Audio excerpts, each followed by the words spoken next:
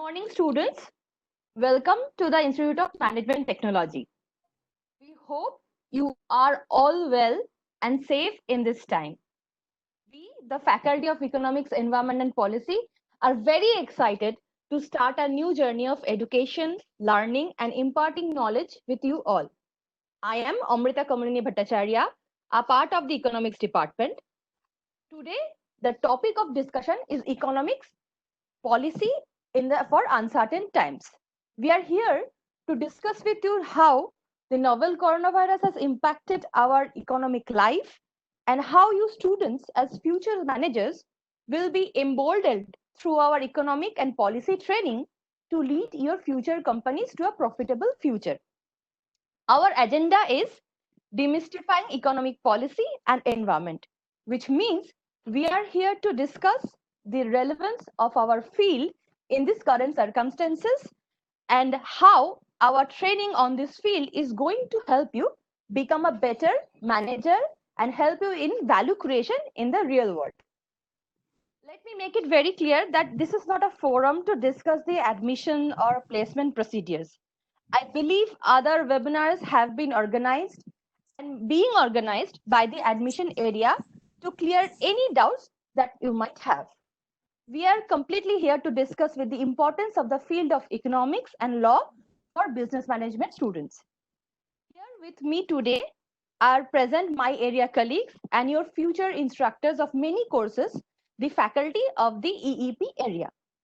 Let me first introduce to Professor Manoj Paul. Hi. He is our area chair.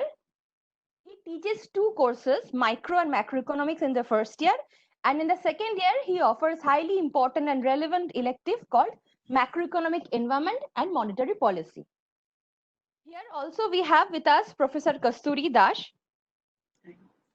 She teaches microeconomics, macroeconomics and business environment in the first year. And she offers an extremely important elective international business in the contemporary world, economics, institution and policies in the second year. Our team consists of Professor Vijay Sebastian. He teaches microeconomics, business environment and macro in the first year. Professor Ratna Vadra teaches business environment in the core course and she offers an elective for the second year called international business. And here I am, Miss Amrita Kamalini Bhattacharya. I will be teaching some of you macroeconomics in the first year and offer an elective called behavioral economics for managers, the leader as decision architect. And I believe we are now joined by our another very honorable member of our team, Professor Rashmi Agarwal.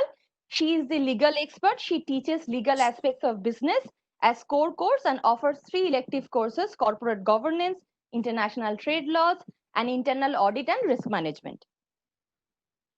Each of our area members will try to give a snapshot of the subject they instruct and will try to put light upon the relevance of that subject in current world and how the training in these subjects will help you in the future to become a successful manager. I would request all of you to keep your microphone on mute and any question that you might have, kindly put them in the chat box through direct chat to the host. In case of any question directed at any particular faculty, kindly mention his or her name on the chat box along with the question. First, I will request Professor Manoj Paul to address the students and request the students to keep their microphone on mute and kindly send your queries directly to me through chat. Professor Manoj Paul. A very warm welcome to you all, my dear students, to this talk or to this webinar on economics and policy for uncertain times. What I would do is that I will just try to take you through a small PPT presentation where we will try to share some of the updates. So here we are, economics and policy in uncertain times. I mean, is that visible on the screen? Yes, it is. Okay, fine, fair enough. So here we go. What I would like to tell you is that times are uncertain. Times are uncertain, but it is not that it suddenly has become uncertain, but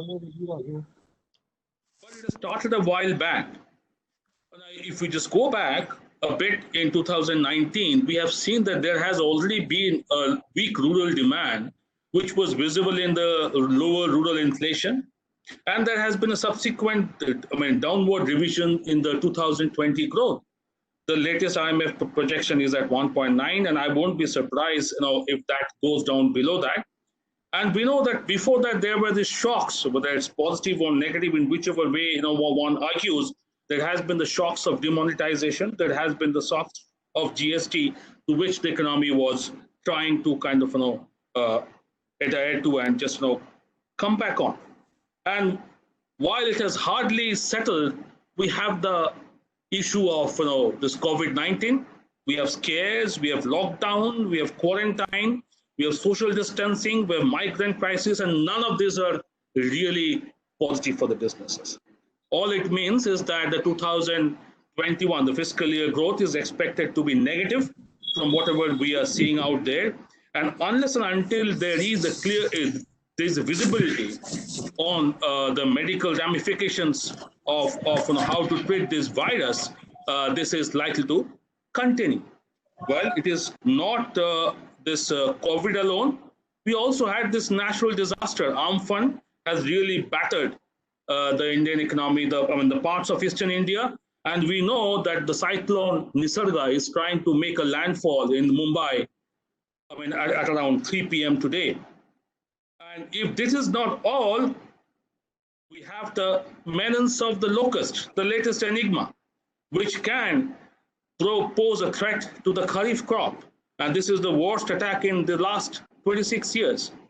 Well, above all, we also know that we are also going through some political issues, international political issues. China are trying to come up and show their strength at the border. So what we are saying is that things are not really good. We all know that. But these are some of the issues which are bothering us. Now, what does this mean? So as managers, we are all responsible, or you will be responsible for the decision-making process, where you will have to subsume all these developments into your decision-making process. Now, the question is, how do you do that? But there is no hard and fast golden rule, but we can talk about two important aspects.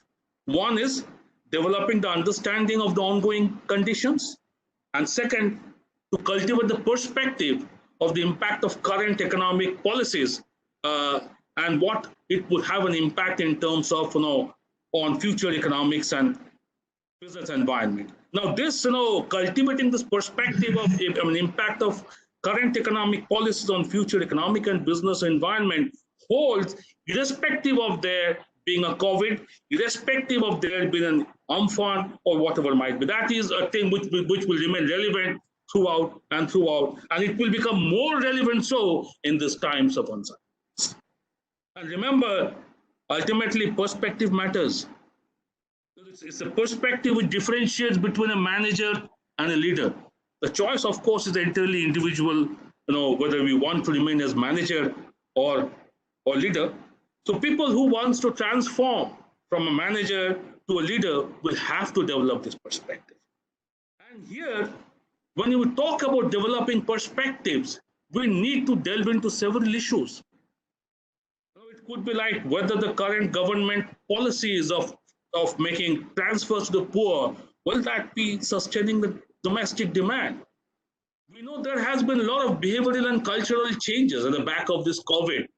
Because of the social distancing, people are far more, at ease to accept things at home than going out. The entire the hospitality industry has been impacted.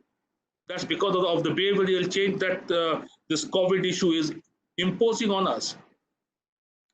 Now the issue is that can this demand weakening, will it continue well into 2021, or we can see something developing or things, being better a bit earlier? Can Indian manufacturing really substitute some of the Chinese production?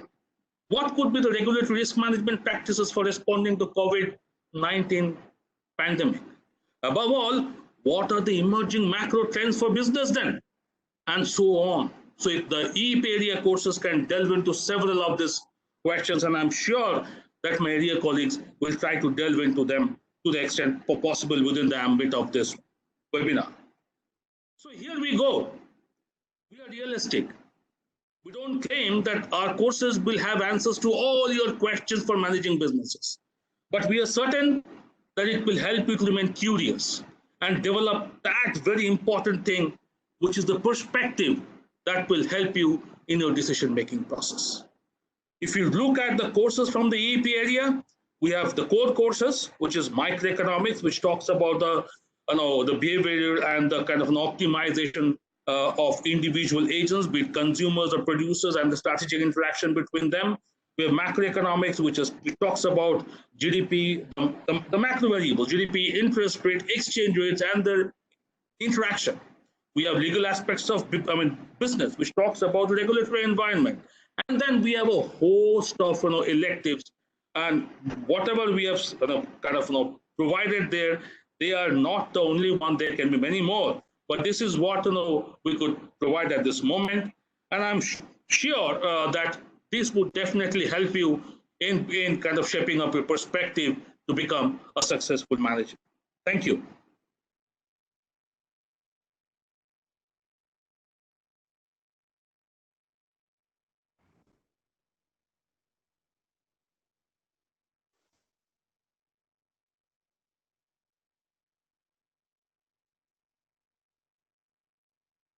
I think Amrita, is she there?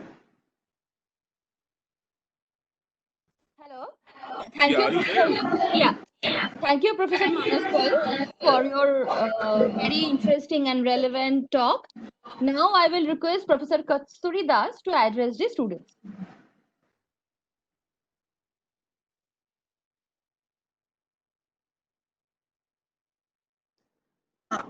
Thank you, Amrita. Can you see me? Yes, we can. Okay. So, good morning, everyone. It's really a pleasure to be here amongst all of you and share our views on economic study courses. To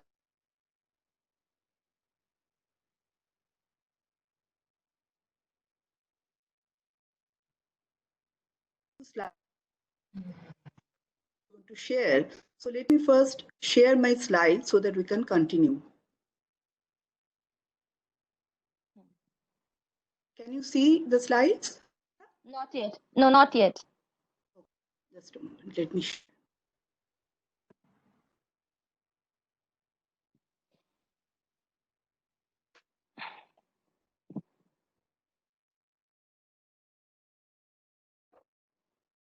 Is it coming now? It is saying that it's starting to share content. Okay. But not yet has started.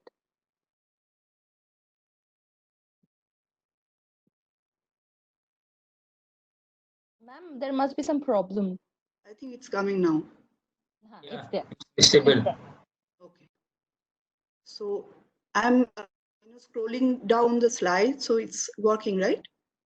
Yes. Okay. So as Amrita has already pointed out, I offer quite a few courses from the economics area, but today I thought I'm going to talk a little bit about international business in the post-COVID world, which is also in alignment with an elective course that I offer for the second year students, which is called International Business in the Contemporary World, Economics, Institutions and Policies, IBCW.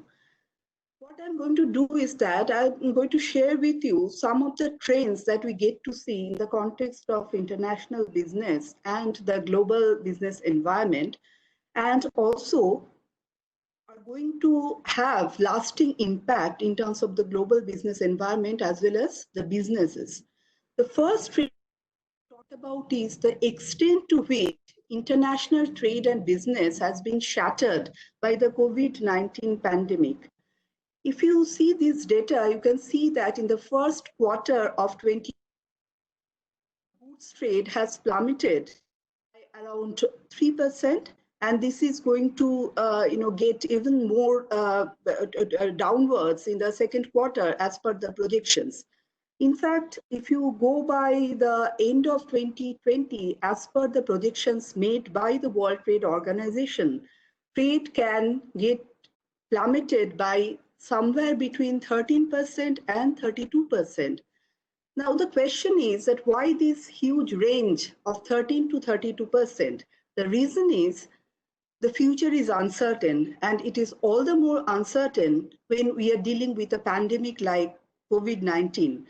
So what we can do, fortunately, is that economics provides us with a set of tools that we can make use of to make projections about the future that we do not know about.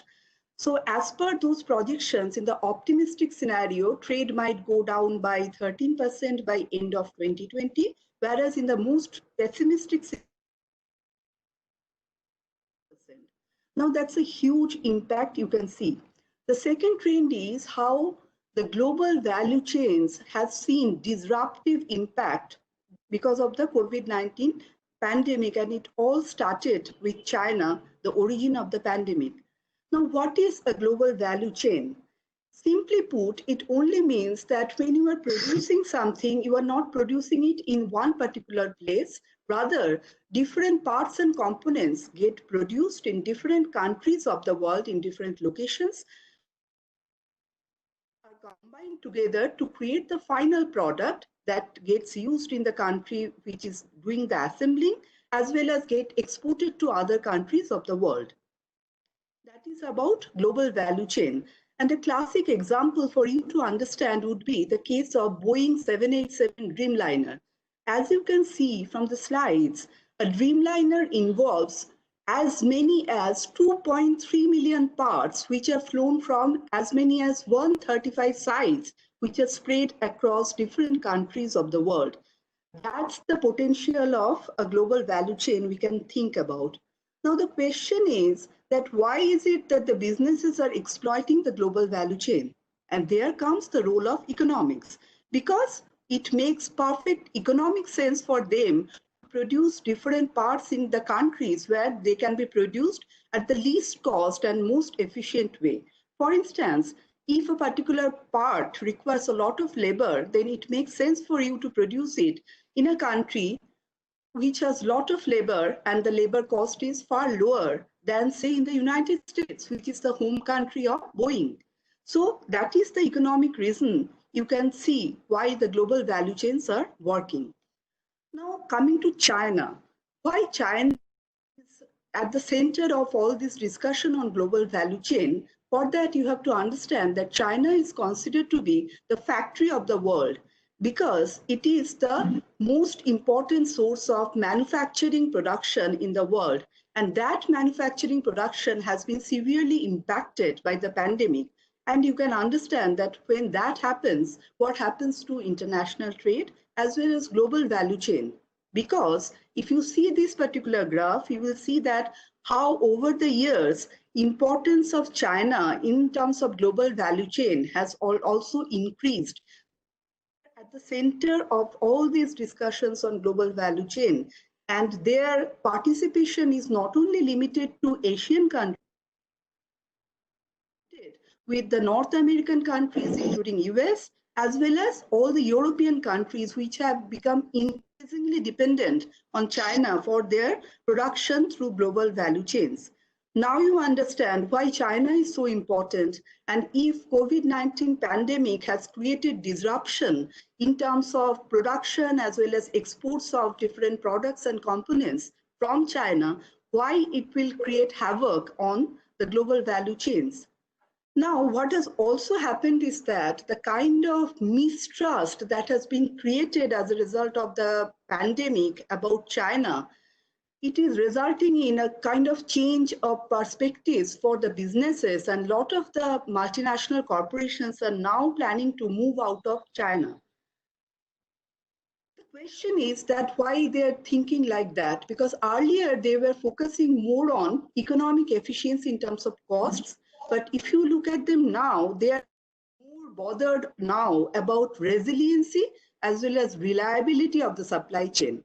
But the question is, how are they going to do that? How are they going to make their supply chain more resilient and more reliable? Are they going to make it more diversified? Are they going to shorten their supply chain? Or are they going to bring their supply chain back home? For instance, Japan is already trying to provide subsidies to Japanese companies which are already located in China, and Japan is trying to bring them back home. We don't know what is going to happen to all these issues, and we have to really wait and watch. The third trend is whether globalization is under enhanced threat. Why I'm saying enhanced is that if you look at the trends, you will see that globalization was already facing a lot of stress since the global financial crisis that happened during 2008 and 9.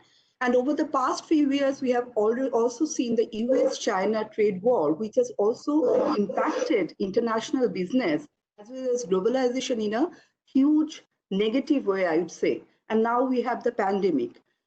We are not only thinking in terms of how the companies are going to react, it also is about how the consumer behavior is going to change.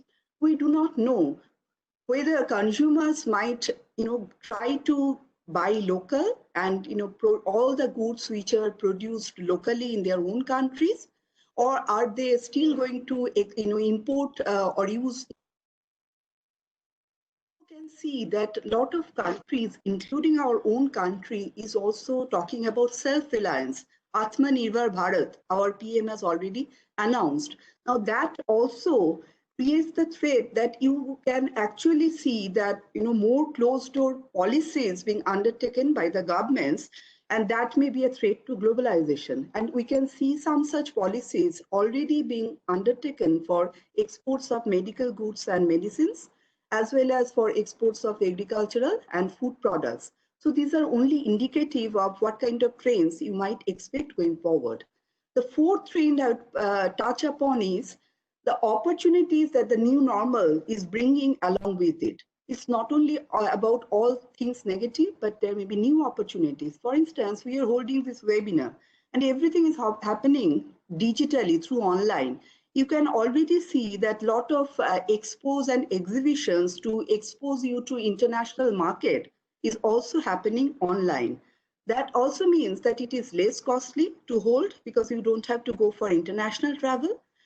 It may be more accessible for small players, giving them some new opportunities perhaps. In the new normal, we can also see how the workplace has changed, and some of the companies are also thinking of changing their business models even when the crisis gets over, like Facebook, Twitter, etc. The fifth and the final point I'm going to talk about is, how India is going to benefit or how it is going to pan out for India. For instance, India is already trying to grab some lion's share of the investment that is expected to move out of China. India is changing its policies, etc., to do so. We don't know. And whether India can succeed in getting the investment, it also depends on India's own scenario vis-a-vis its contenders, other countries which are in the race to get a pie of the global value chain. Now, suppose you are take a call on whether when you are planning to shift the global value chain from China to some other countries, how you are going to decide. You not only have to look at the policy scenario and the market environment, you also look at whether there is political stability, what happens to infrastructure and all those stuff. You also have to see whether India is getting into some trade agreements which allows you to export products, without any kinds of ban. Other countries that may be your target audience. So with all those complexities, how you as a business manager or leader going to take a call. There comes our course, International Business in the Contemporary World, which allows you to take a deep dive into the world of international business from an interdisciplinary perspective. It involves elements of economics, public policy, law, geopolitics, as well as strategy. Because in the real world of business, decisions can hardly be taken in silos. Hence, it's imperative for you, the business leaders of tomorrow, to develop a holistic understanding of the issues confronting your business.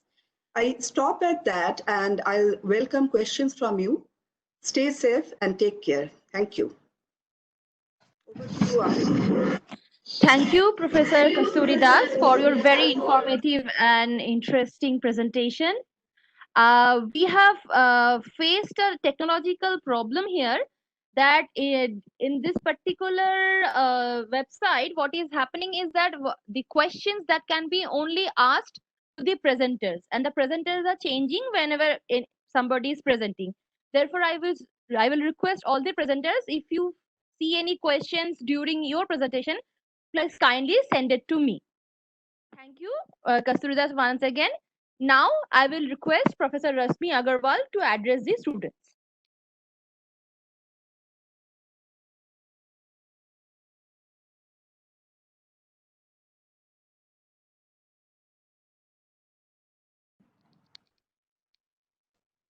Rashmi ma'am, your mic is muted. Okay, let me see. Is it okay now? Yes, it is. Oh, yes.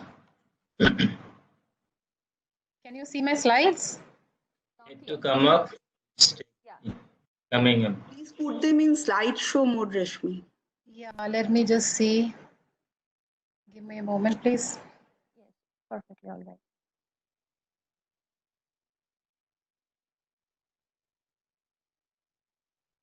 Just give me a moment, please.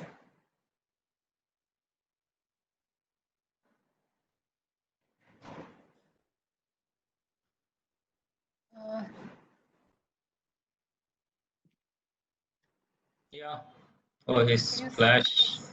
It Is flashed and then went away, I think. is it coming Yeah. now, sir? Is it Yes, coming now? yes. Can you see the Perfect. slides? Okay. Yes. So good morning, everybody. Such a pleasure to be with you all in these very unprecedented times.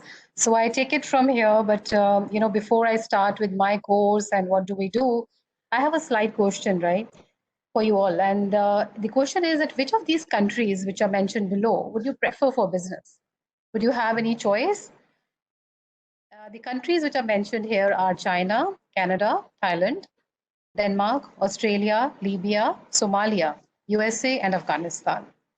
If you are given an opportunity to do business with any of these countries, would there be a certain preference that you would have over one country?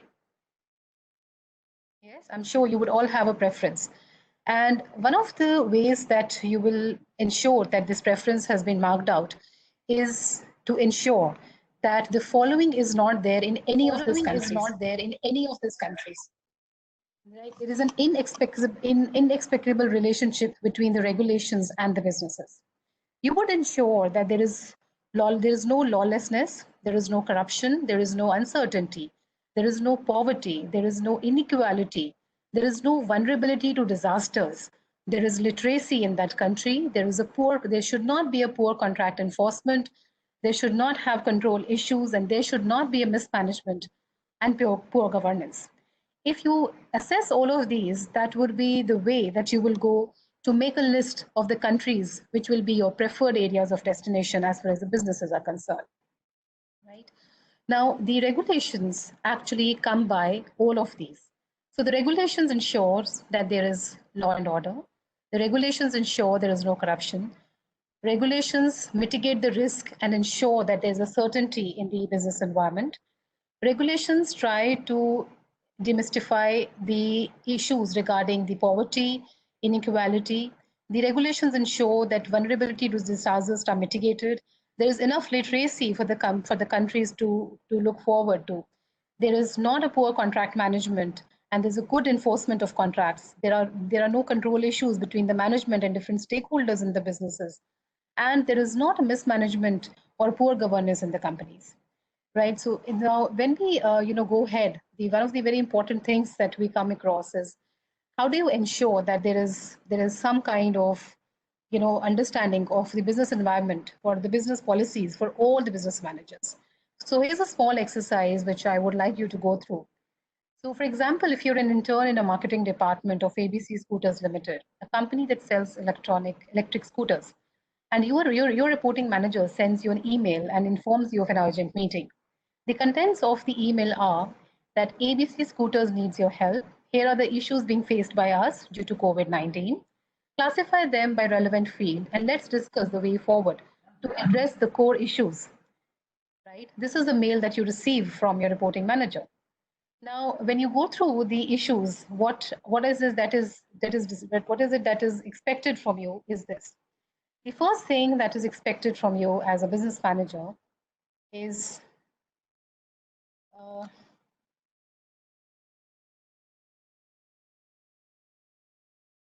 sorry, okay, all right. So what is that is expected from you as a business manager? The first thing that would be expected from any given scenario is that you should know how the business situations are treated under law.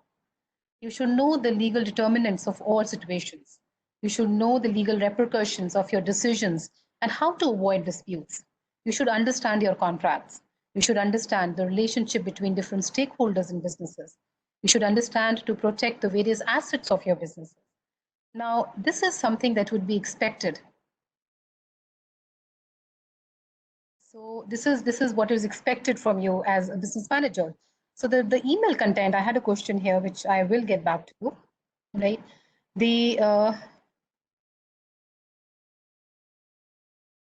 And this is what the question actually says, right? This is, I'm sorry, I'm not able to switch my slides.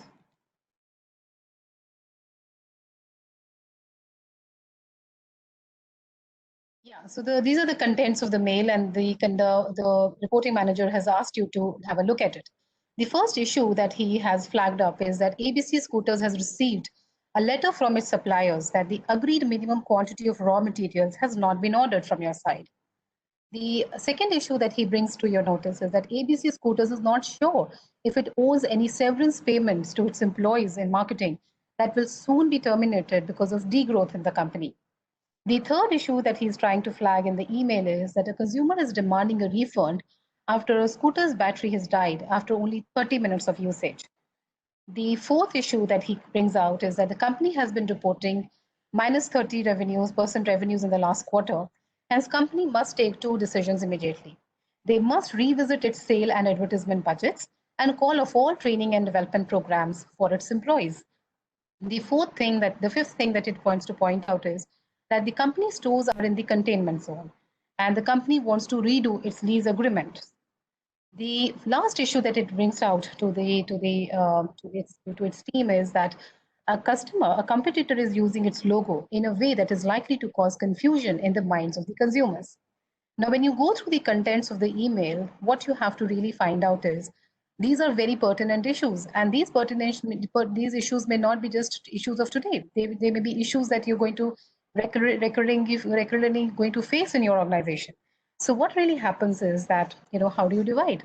As I mentioned to you, that you have to ensure that, all that is being, I'm sorry, I'm not able to move the slides.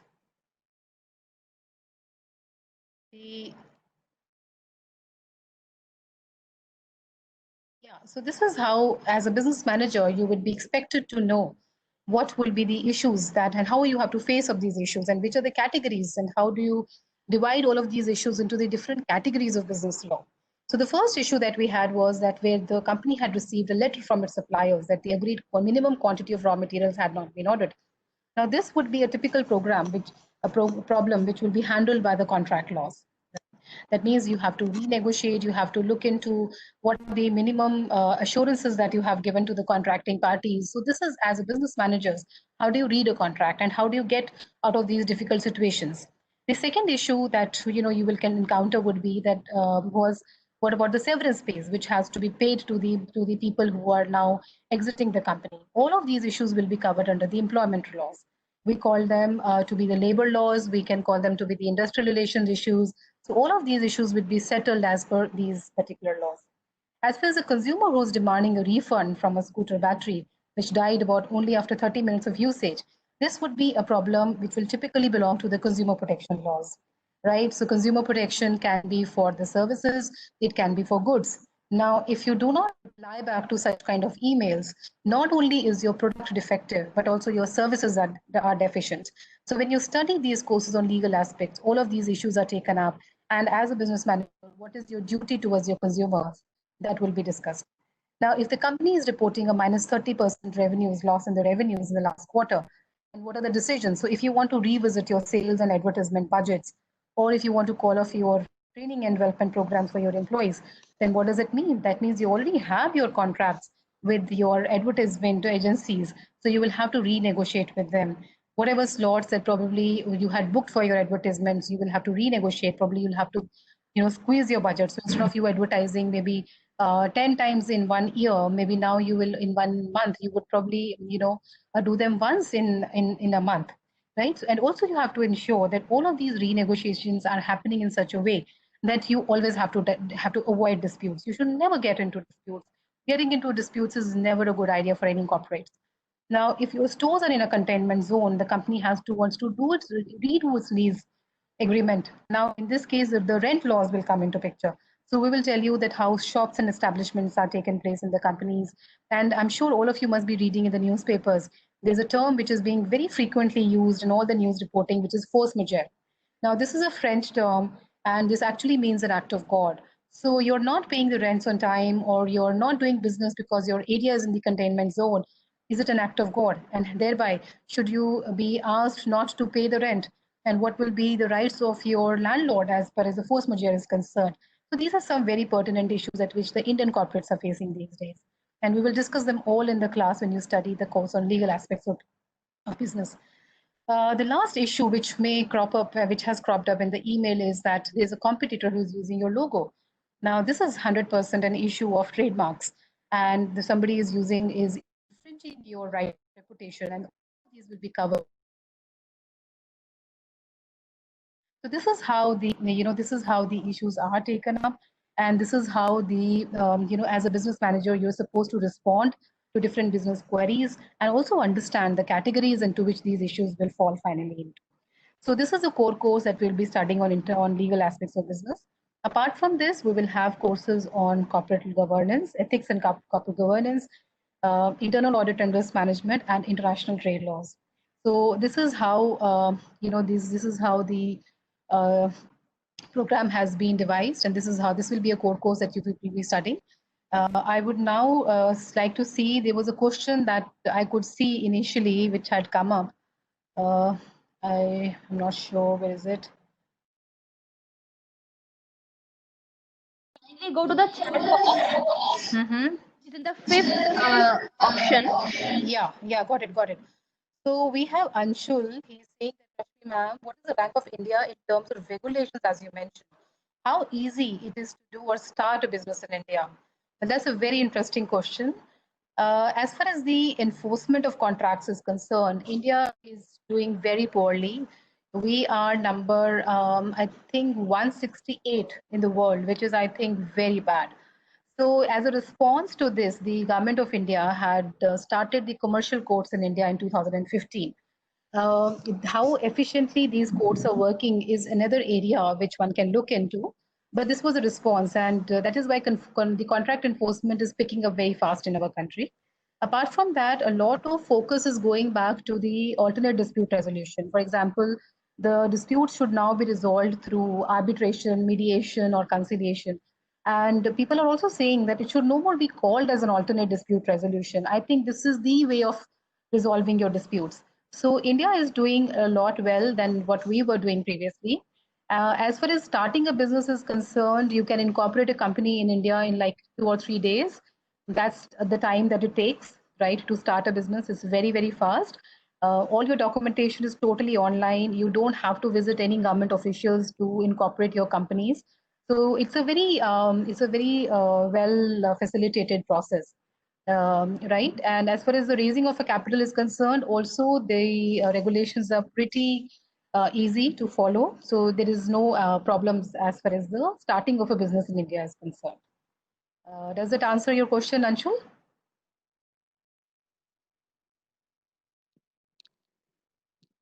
Is he there? No, I'm not able to get a response. So yes, he's saying that's yes, yeah. All right. Okay. So any more questions, we'll be happy to take them offline as well. Thank you. Thank you so much, Amrita. Thank you, Professor Rashmi Agarwal, for your very informative and enlightening presentation. Now One more question. I'm sorry. Please go ahead. So we have Vishu. He's saying, but who will act as the arbitrary body if there is any regulation to form an arbitrary body? Okay. Well, that's an interesting question, Vishu. I would, when you attend my classes, I will answer that for you, right? So arbitration is something that is taken as per the contracts. So if A and B are into a contract, then they will decide who will be the arbitrator, right? It's always as per the contract. That's a quick answer, but the details of that will be taken up once you study the course. Thank you very much, ma'am. Now I will request Professor Sebastian to address the students. Hello, everybody. Uh, Professor Paul and my other esteemed colleagues have spoken on the theme economics and policies for uncertain times. I would prefer to speak a little on the core courses that we teach from our area. As Professor Paul has shown in the slides, there are 4 core courses.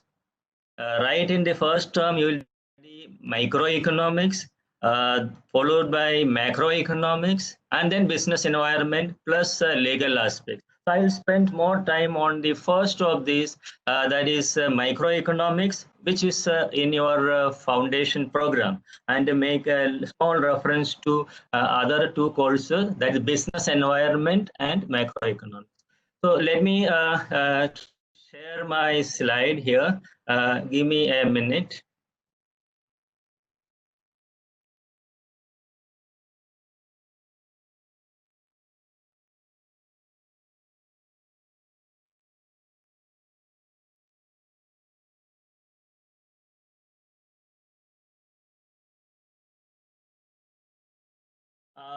Amrita, is the slide visible now?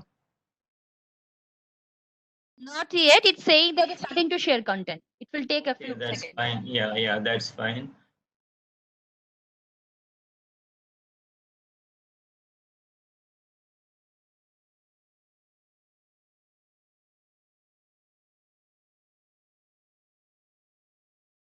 Is it visible Not now? yet.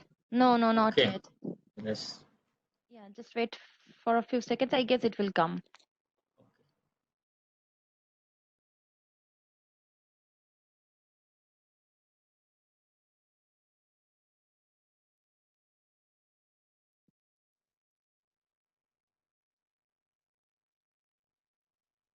Yeah, done. No, sir. I will let you know if when it comes. Okay. Would you try doing But it once again? it's visible from my. It's coming. It's coming. Okay. It's there. Yeah. Okay. Sebastian, you could put it in slideshow mode. That's what it is now. In slideshow mode, it might be a difficulty because it might take more of memory, etc. Okay. So let me try to get out of this. I can't see any presentation yet. It says starting to share content. No, Can I you am able to see that. I am able to see it. Okay. So then I'll continue rather. Now it's there. Now it's there. Okay, fine. Yeah. So as I mentioned earlier, now these are the 3 core courses which we teach, and of which microeconomics happen to be in the foundation program. Right. Now, before I delve into the aspects of the course, I prefer to give this classification of different courses in a typical management program. I will divide them into 3 categories. One is those they provide education. Second is courses which are in the nature of training. And the third would be a mix of these 2, where educational aspects and training aspects are there. Now, what is education? Education is where you study subjects in which you learn the concepts, the theories, you discuss the issues, etc., etc. Those courses will broaden your perspective and then provide you new insights, etc., etc. Right? And the second category is courses that are training oriented, which is nothing but studying or teaching a particular skill to you. For example, if you say you study spreadsheet like Microsoft Excel, or you study certain packages like Python or R, like that, any programming, like these are all skill oriented subjects. Right? And of course, the third would be where courses have a mix of both these. Right? Now, both these that is education and training both are required in an MBA program, and then we have different courses in your curriculum which cater to both these. But as a whole, economics courses come more of an education than a skill. This is the my important point, right? So it is providing you various perspectives. You will study various theories which you can apply as you move ahead in your career. Annotation requirement, right? Well, now let me speak about microeconomics. It's nothing but the study of individual economic units such as consumers or producers, right? Slide is not moving now. Okay, fine. Is the slide moving? I am not able to shift it. No, it is stuck out there. Stuck out It there. has stuck. Okay, I think I will ditch the slide perhaps. Right. Okay.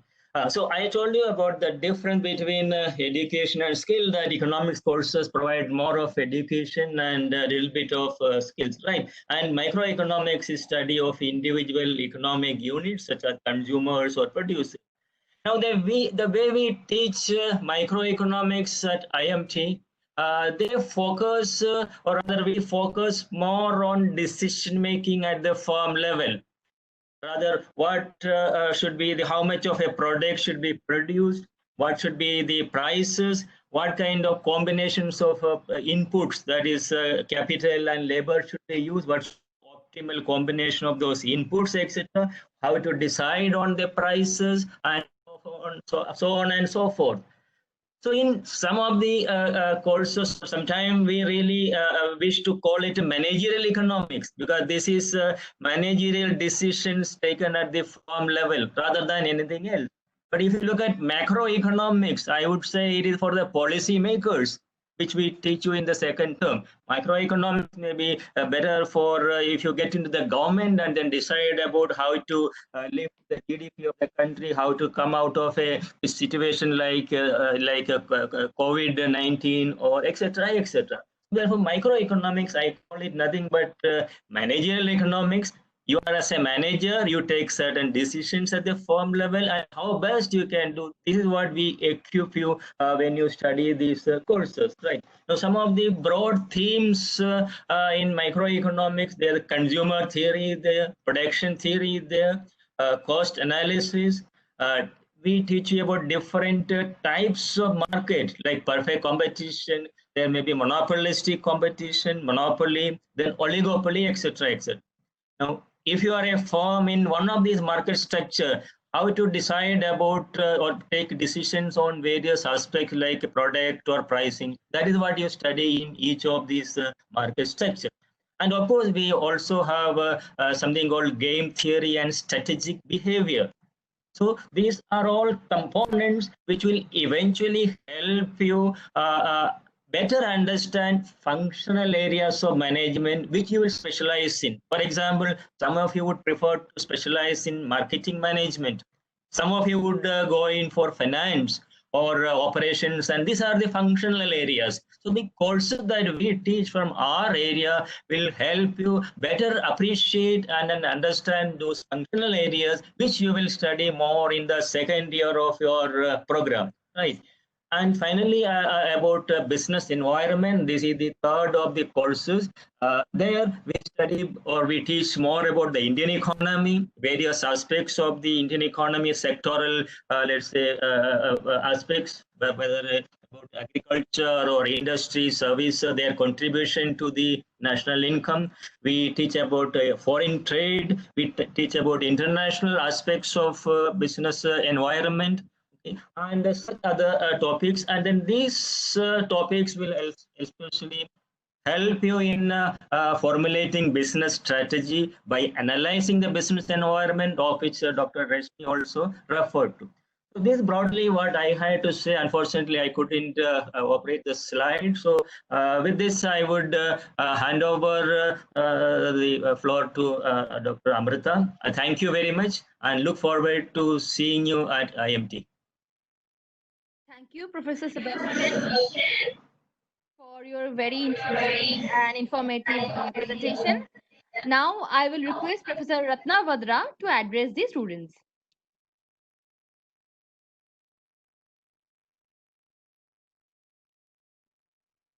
Sebastian, if you can stop sharing, please.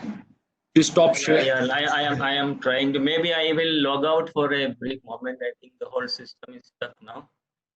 I Professor just Ratna log out. Vadra, are you there? Yeah, I'm there. Okay.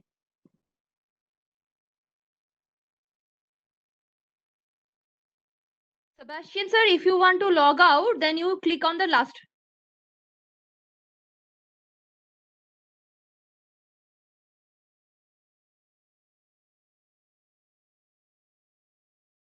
It hasn't stopped. It's taking time.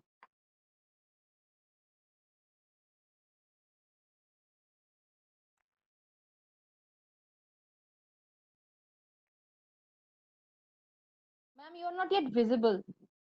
Just a second.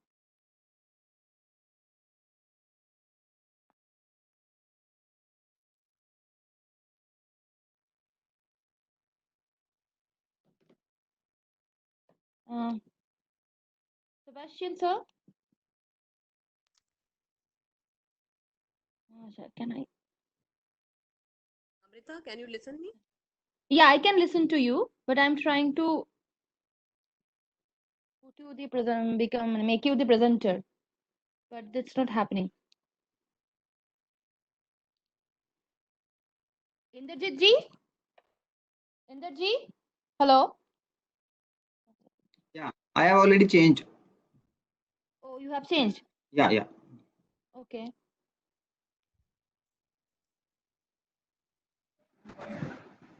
Professor Vadra, you can start possibly. Yes.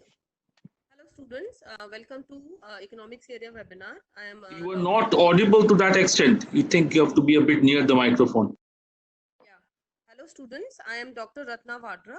I will teach you the core course on business environment, and even I will be teaching you two elective courses: international business and multinational strategy.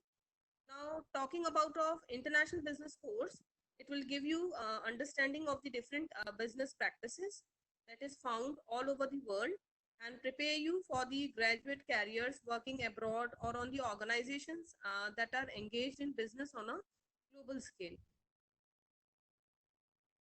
We'll also address some of the current international business like WTO, World Trade Organization, the issues related to the WTO, India and WTO. Even we will talk about of regional economic integration. We will discuss about of Brexit and its impact on India and world. We will also talk about of NAFTA issues. We will even discuss about of US-China trade war and its impact on India's trade. Apart from that, if you see the current coronavirus, we find that the importance of course has increased. See that the global trade, commerce and tourism, investment and supply chain, they are all affected because of the COVID-19. So we find the relevance of the course has increased because of the current pandemic. Now talking about of my second course, that is multinational strategy. Now, my second course is multinational strategy, where we will find that the course will offer how the multinational companies, they identify the market opportunities worldwide and then pursue them, establishing the necessary presence in the all key markets. We will also talk about of how the multinationals will convert their global presence into global competitive advantage. We will talk about of some of the frameworks where we will discuss how the companies, they will build up the global presence and then later on they will convert their global presence into global competitive advantage. Apart from that, the course also examines and compares management practices of different organizations across countries and culture.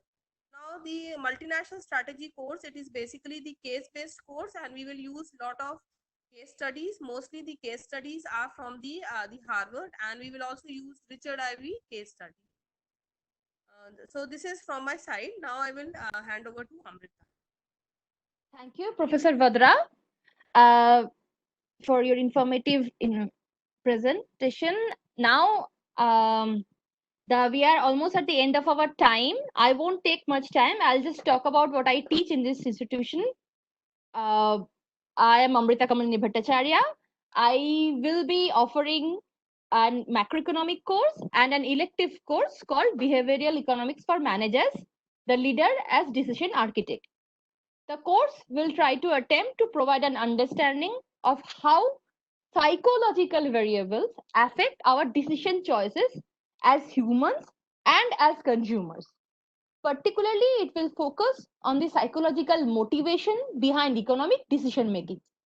You are all going to be managers in post-COVID world, and we have seen in last few months how the entire world has changed its way of conducting business and how fear and panic has grappled the world. As you might be aware that most companies, particularly IT companies, going to shift their working condition to work from home from now on. Almost many companies have decided that they are going to keep their workforce in their homes for another next 2-3 years. Therefore, that is going to change how these people and these workers perceive world, make their economic decisions, and how everything they will actually, it will mold their entire lifestyles. On top of our mind, we can always think that e-commerce is going to increase, tourism sector is going to shrink probably. So therefore, the demands for these areas will change, and therefore it will completely it will have an impact on these people. So I believe in this new era, this course will help you understand the factors affecting the economic choices of a prospective buyer, a consumer, managers, and everyday economic agents such as us. I will be talking about many theories, psychological, economic theories such as nudge, and many other things. I will be conducting experiments in the classes and try to create real life simulations where you will get to understand how each agent makes a choice or decisions. I will try to we will have games where one of the students will become an investor who decides to invest on somebody's prospects and business prospects and ideas. So these are the things you will get to know and you will get a completely on hand education in this course.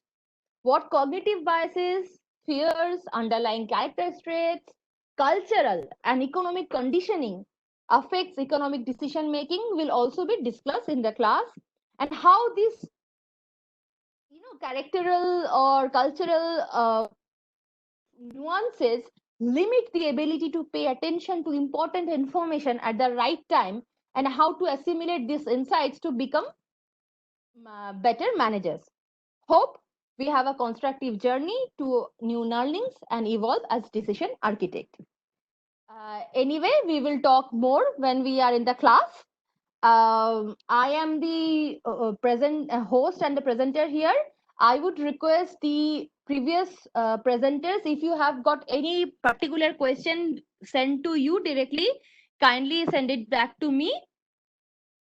Please check Professor Manus Paul, Kasturi ma'am, Ratna ma'am, and Sebastian sir, whether you have any questions directly directed to you. I mean, how do we check that really? You have The to chat menu. Yeah, from the chat menu. It is on the sixth option from the left and third option from the right.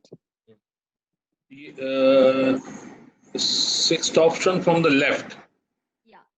It's actually fifth option from the left. Second, third, fourth. Professor Paul, it is fifth option. From the left. Chat. Yeah, from the left. I see a third option down. Is that what you are talking about? There is a button with a chat figure. Yeah. That's what. Yeah. That's what. So, and how do we check? How do we check? You click on it, window or a particular slab will open on the right side where you can see whether there is a question or not. No, I see a lot of people out there, but I'm not seeing any question from me. I see that there was someone called Rahul who was trying to ask something. If he has anything, because I just missed it. So if he has anything, he can possibly.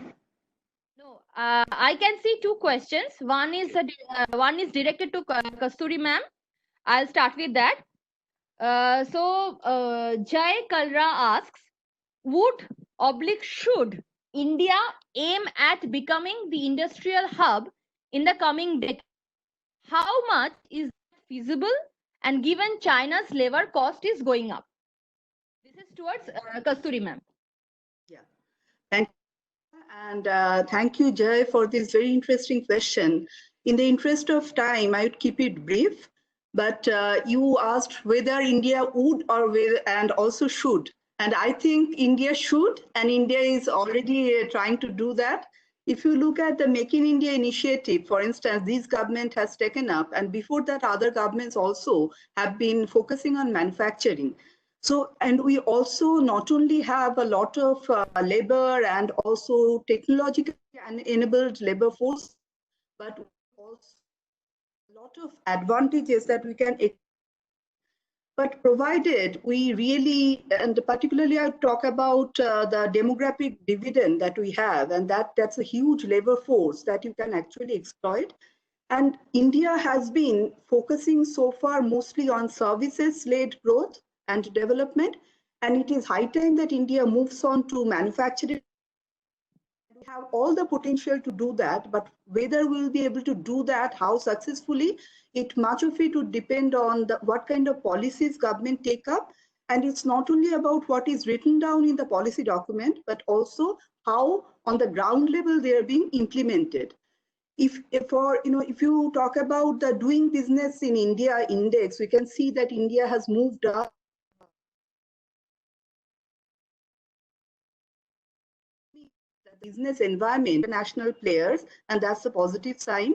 And technically also, it is important that we are also focusing on moving up the value chain in terms of technological development and producing those products which are technologically more advanced than just basic level products. So these are all happening, and I think India should do, and India is already doing.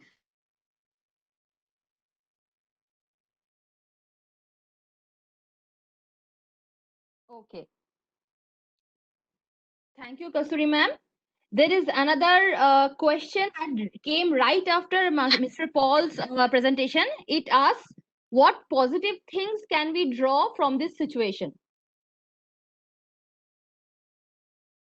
Well, actually, there can be a lot of positives here, though, because we are really focusing on the negative parts of COVID. But no, for your sake, let us try and understand that.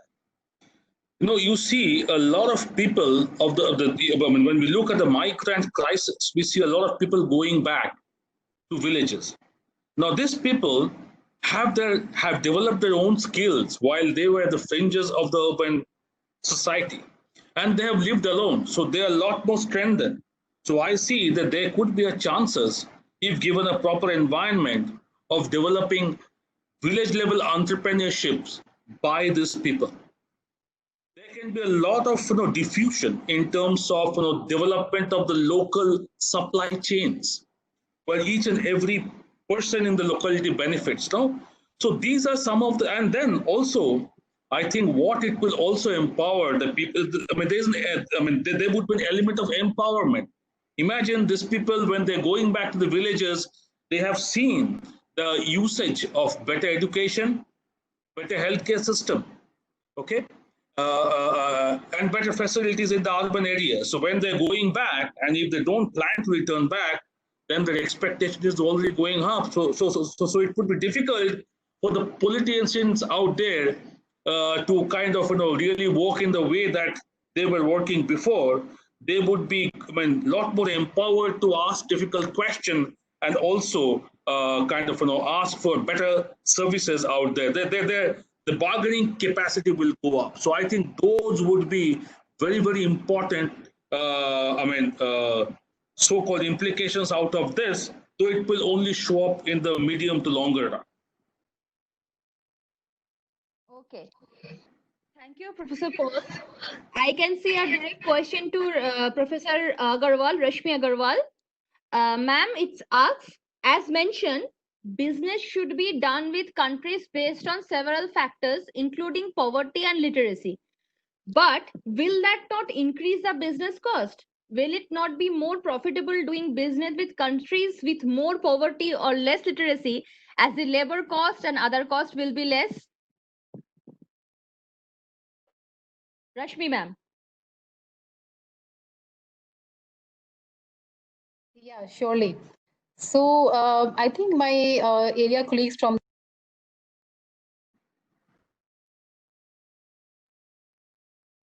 Ma'am, we can't hear you, I guess. okay, is it okay now? Yeah, it is now. Good. All Okay. right, all right. So I think all my area colleagues from economics background can also equally answer this question.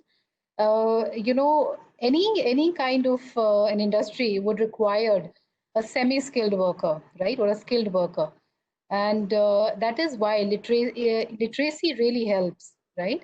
So you would like your workforce to be semi-skilled, and that is why these factors are very pertinent whenever you make a choice of where you want to do business from. Amrita, can I add to that? Yes, please go ahead. Please go ahead, sir. See, what Professor Agarwal said, just wanted to add a couple of things more out there because nowadays business has to remain sustainable. Without a sustainable society, there cannot be a sustainable business. The business will exist only when the society will exist. So if you are thinking that you can only make profit in a place where there is illiteracy, where there is lack of labor law, so that is a thing where you can it's almost giving a perception that exploitation helps. But the exploitation might help, but up to a little, level, not beyond that. But if you want to have sustainable business, you will have to work with the society. You will have to work with the society because there has to be a positive and symbiotic relationship between business and society. Without that, neither the business will go ahead for long nor the society. Thank you. Yeah. And I would like to also add that these people who are the part of society, they are also consumers. So if we do not embolden them, we do not take care of their needs and maintain that they also earn a good, proper wage, then this entire business cannot grow up, continuously grow, and it will collapse. Therefore, it is important that these things are maintained. Anyway, I can see many questions. I'm very, very happy to see so many questions. There is another question it is not mentioned to a particular faculty yet, but it looks like it would go to Professor Rashmi ma'am. So it says some states are abolishing labor laws to attract FDIs. Will it work or become counterproductive? Yeah, so well, it has got nothing to do with the FDI, basically. It has a lot to do with the employers who are currently operating. For example, the state of Maharashtra, right? So there are a lot of employer contributions that the industry has to make. For example, for the PF, for the ESI, there are a lot of social security contributions which are like a cost to the employer because the businesses are just not there, right? The business is not happening. So it'll be unfair for the government to ask to comply with these contributions from the employers. And that is why these labor law relaxations have been given. Right? Okay. So yeah, it is more to do with the domestic employer rather than the FDI. Can I add, Thank you. Amrita? Yes, please go ahead. Yeah. So, continuing with what Professor Rashmi already mentioned, I would just like to, point out what Professor Paul already was talking about. If you look at labor laws, and some states have been trying to dilute that, of course, Professor Rashmi, but also other purposes.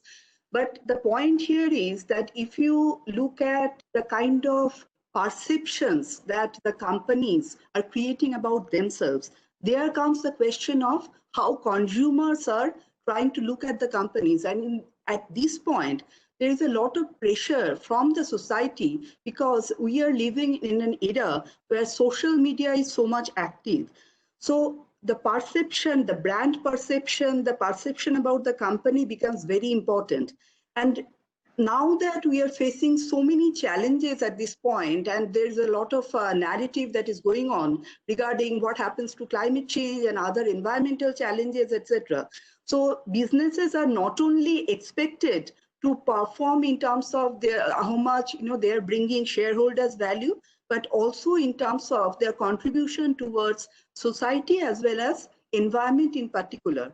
So there have been a lot of cases. I mentioned just one. There was a fire in Rana Plaza in Bangladesh, and that created, and what was it? It was it happened in a particular factory which was involved in the supply chain of production of lot of textiles products which were exported to different MNCs, which are big brands. Now these created havoc regarding the brands and their perception. So what happened is that after the Rana Plaza instance, the brands were a lot of impact in terms of the demand for their products, because the perception was that these brands are exploiting the labor to earn more profit, and that didn't really go down well among the consumers. So the short point I'm trying to make is, if you think that you can just look at profit and to attract FDI or to attract more business to a particular state, you can dilute the labor laws, that may over time may not go down well. And that has to be kept in mind, not only you as a business, but also for the policymakers. That's it. Thank you, ma'am. There is a question not directed to any particular faculty, but I would like to read it. Nowadays, boycott China movement is in trending on social media platforms. Is it wise thing to do, or it could backstab India in some ways? Anybody? Okay. Go ahead, sir. I think Professor Das wanted to share something. Professor Das, you want? No, you can go ahead, and I can add on to it. Okay, thank you. I mean, the thing is that, see, whenever we are talking about boycotting China, I would like to draw the very interesting slide that Professor Das had shown, where she had shown that where China really fits in the value, I mean, in this entire supply chain, in where it was in 2000 and where it was in 2017. So it's almost everywhere. Now, suddenly, if you want to disrupt the supply chain, and if you want to boycott the Chinese product, it will not only see, it is not the Chinese, the Chinese product is in a whole TV. Chinese product could be in one of this element out there. It's not that the Chinese product is an entire phone. It could be one of them. So which product are you just going to kind of, I mean, just boycott? So boycotting Chinese product, if you want to replace that, that can only happen in the longer run. Because whenever the companies, they end up doing the production process, they develop a supply chain. Now you cannot kind of change the supply chain in a whiff, just in one spot. You cannot change that.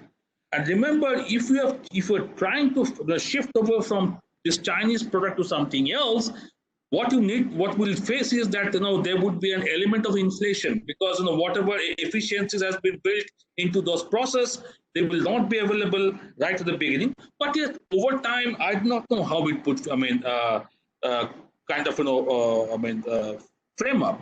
But remember, we have been talking about Atmanirbharta right from the beginning. It is not a new thing that we're talking about now. And for the last 70 years, we have tried to become Atmanirbhar, and we have become Atmanirbhar on issues that fits us. It is not required I have to be Atmanirbhar in kind of, just everything, because that really dilutes the basic trade theory, where you just specialize in the kind of comparative advantage that you have, possibly that will enhance the social welfare. But I know nowadays the nations have started looking backwards. So yes, you can possibly end up boycotting the Chinese product, but remember to face a cost. The cost would be in terms of inflation, in terms of unemployment, and the thing is that there would be no one there to assure you that you will end up into a better point. Okay.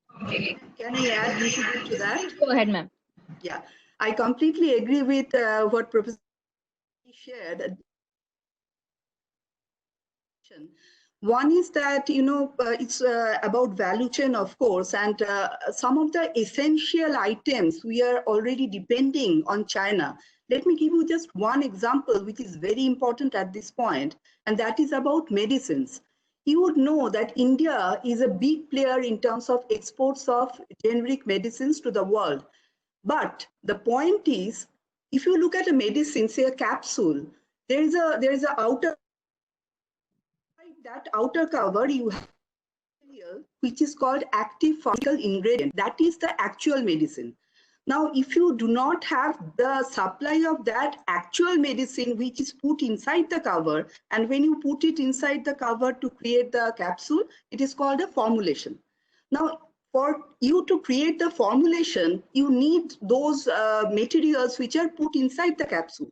Now, if you look at the current scenario, despite the fact that we are a big exporter of generic medicine, at least 70% of our active pharmaceutical ingredients that we use to make the formulations come from China. Now, what happened is that when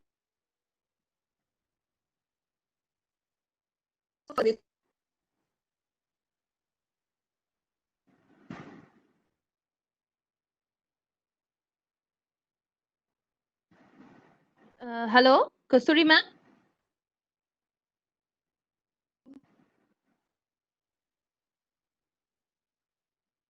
Yeah, you are not. Yeah, One second, am you're I back. back? Yeah. Yeah.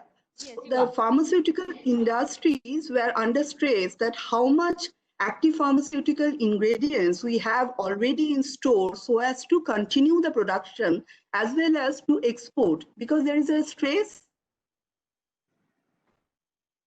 to export at this point. You might lose out to competition. So this is just one example that shows that, whenever you talk about Atmanirbhar Bharat, as Professor Paul rightly mentioned, we have been talking about this, but it is not so easy and cannot happen immediately. So the kind of slogans about boycott China, it's not easy to implement. Another important point, briefly I'll mention, we talk so much about the startup revolution that is happening in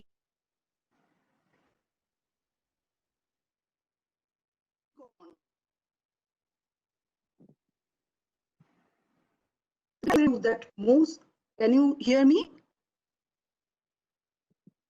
Amrita, can you hear me? Yeah, We are.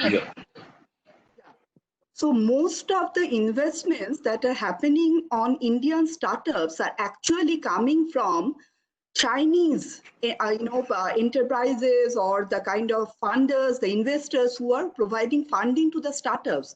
So it's not only about the product, but the kind of I would say the network of all the startups we have, that is also going to get affected because you cannot think in silos. So it's not going to be so easy. So being business students, I would invite you to dig deep the issue rather than going just by the slogan. Thank you. Okay. There is another question. Anshul Nalin asks, how is migrant labor crisis speculated to affect the economy if they plan to stay in their home state? Well, I'll just try to kind of, give, I think Professor Das is also there to kind of share her view. Please, you go ahead. Yeah, the thing is that, see, whenever we are talking about the migrant crisis, initially there would be a definite kind of, drag in the rural economy, because obviously they have lost their jobs. So when they go back, they will have to be supported by whatever is available in the kind of, rural output. Whatever they do, there might not be, much of so-called work to do. So there will be an immediate drag. But what I was trying to focus on is that these people are going through this reverse migration. Nowadays, what we have seen is that in the rural economy, it is far-fetched from what we have seen in Apu's, Somshar. No, it's not that.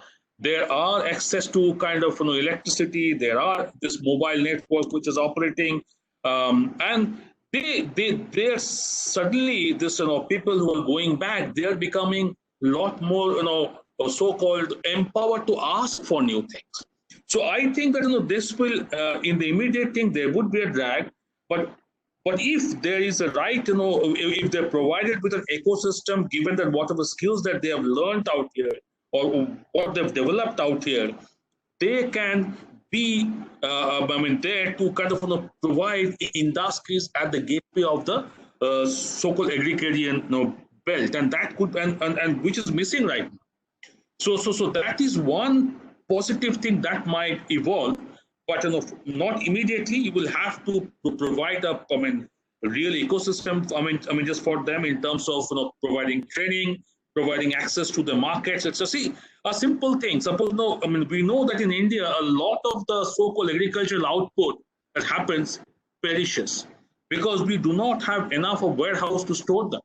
And that's specifically one of the reasons why you find that the agricultural prices that the farmers were facing because of bumper production has been kind of really falling out there, and their income was dropping.